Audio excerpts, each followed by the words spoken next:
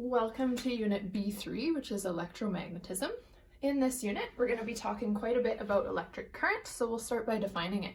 So electric current is electric charges that flow through a wire. So to measure current, what you would do is you would count the amount of charge that passes through a part of the wire in a certain time interval. So here you're pretending that you have a wire, and you're pretending that you can see inside the wire. These things here are charges, and you're picking a particular place. So right here, you're looking at a section of the wire, and you are counting how much charge passes through this section in a certain amount of time. So you might set your timer for 1 second, and then count how much charge passes by. Mathematically, this is the formula for calculating current, and this is on your formula sheet. So capital I is current, that's measured in amperes, A. A lot of times we will abbreviate amperes, amps. T is the time interval, and Q is the same as it was in the last unit. It's the amount of charge in coulombs.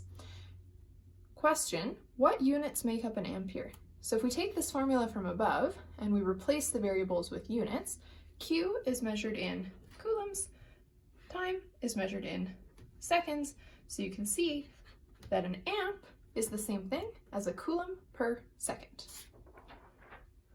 So here's an example that will use that formula. So if 1.2 times 10 to the 20 electrons flow past a given point in a conductor over 2 seconds, what is the current?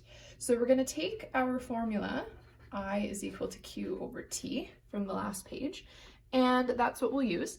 Now be careful, 1.2 times 10 to the 20, that is not the charge, it's the number of electrons. So before we can use our current formula, we need to actually calculate the charge. So to do that, we're just going to take the number of electrons, and we're going to multiply by the charge on each electron. So remember, electrons have this elementary charge, 1.6 times 10 to the negative 19 coulombs. So we'll calculate that,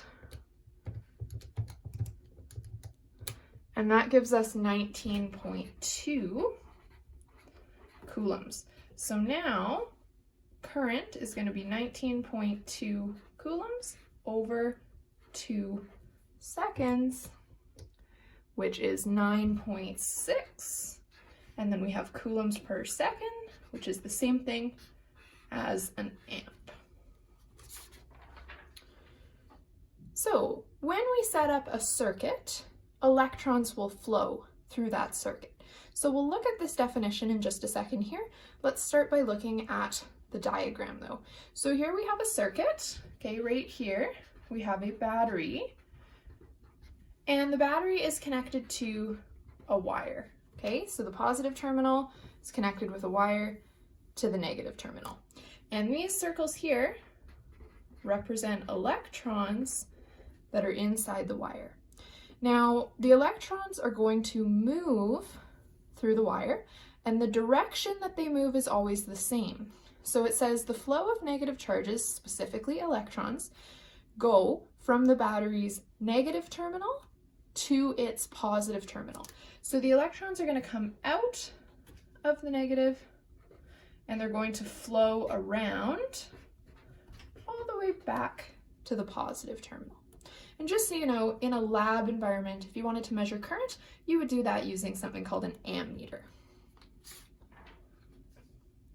All right, now we're going to take a break from current, and we're going to look at magnets. So if we have a bar magnet, this is just like a magnet that you would have on your fridge at home. That bar magnet is called a permanent magnet because you can't turn it on and off, right? It has no on or off switch on. And something to know about magnets is that every magnet always has both a north pole and a south pole. Okay, you can't have a magnet with just a north pole or just a south pole. Every magnet always has both, okay? So north and south poles always come in pairs. So even if you start with a big magnet, like this one here, and you break it in half, what you will end up is 2 smaller magnets, each with a north and south. Okay, and if you continue that process, then you get smaller magnets still, but each magnet still has both a north and a south pole. Now, this is different from electric charges. So in the last unit, we learned about electric charges. Okay, it is possible to have an electric charge that is just positive. For example, you don't need to have a positive charge paired with a negative charge. So don't confuse north and south magnetic poles with positive and negative charges.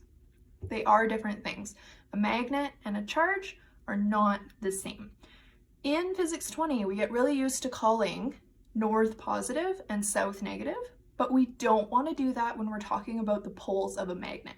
Unfortunately, north and south are just labels that we use to distinguish between the two sides of the magnet. Okay, north here does not mean the same thing as north on a map. It is just a label. So it would have been better if we had chosen something else like side A and side B of the magnet or something, but we didn't. So you just have to remember a north pole of a magnet is not the same thing as a positive electric charge. Okay, and because magnets and electric charges are two different things, magnetic poles do not attract or repel stationary electric charges. So you probably know this already, but just in case, the rules of magnetism are that opposite poles attract and like poles repel.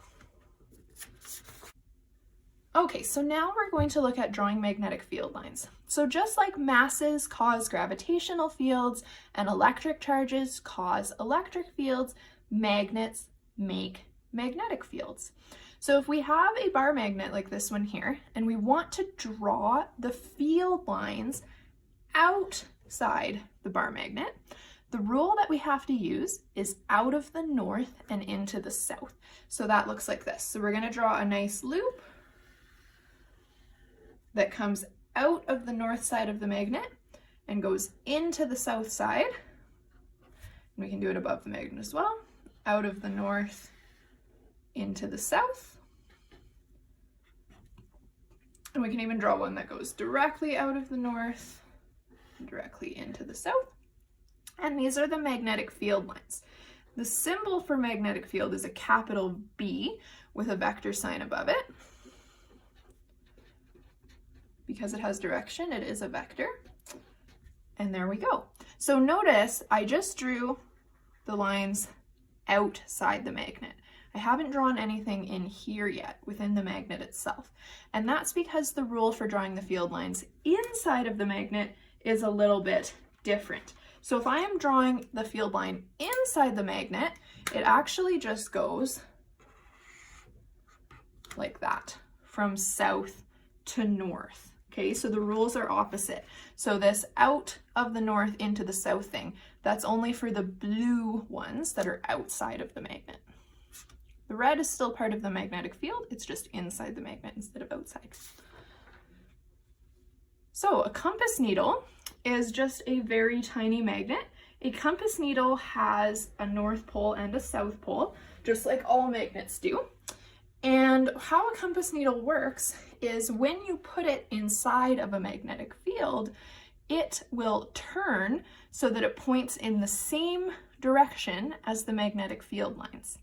So if I have a compass needle here, there's the north side and there's the south side, okay, and I put it inside of this magnetic field here, maybe I will put it right here, which I'll call point P.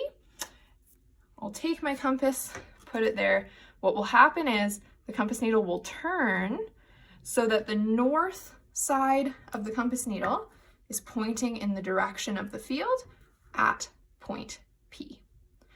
Or I can do it maybe in one more place, maybe right here. So this field line, if I sort of trace over with my pen, watch what direction my pen is going as it moves through that blue dot. Kind of like this, right? So if I take my compass needle and I put it at this other blue dot, it's going to turn so that north points in the same direction as that arrow that I drew. Okay, so here what's happening is this bar magnet is acting as the source. It's making the magnetic field. The compass is responding to that magnetic field. All right, so let's do this check your understanding question. Pause the video, read the question, and pick an answer. Okay, so if we look at this, we have the south pole of a magnet near a positive electric charge. Now, sometimes when I show this question to students, they think that south is the same thing as negative. And then in our last unit, we learned that negative attracts positive, and so they like to pick option A. Option A is not correct because remember, the south pole of a magnet is not the same thing as negative. South is just a label. So a south magnetic pole actually has nothing to do with a positive electric charge, and so there's not going to be any attraction or repulsion going on here because magnets and electric charges are different things. So the answer here is C. The two do not affect each other. Okay, let's do another one. So here we have two bar magnets. The south pole of bar magnet 1 is next to the north pole of bar magnet 2. Now, one of the things we learned earlier in this lesson is that south magnetic poles are attracted to north magnetic poles. So this means our bar magnets are going to be attracted to one another. So bar magnet 1 is going to feel a force pulling it to the right, and bar magnet 2 is going to feel a force pulling it to the left. These are actually magnetic forces, so label them F, M. And these magnetic forces here are actually a Newton's third law force pair. Okay, and they are the same size, same number of newtons, but they're acting in opposite directions. Now that would be true even if the magnets were not the same strength. So bar magnet number 1 could be a really strong magnet, and bar magnet 2 could be a weaker magnet, and it would still be true that the magnetic forces are equal in size, but opposite in direction.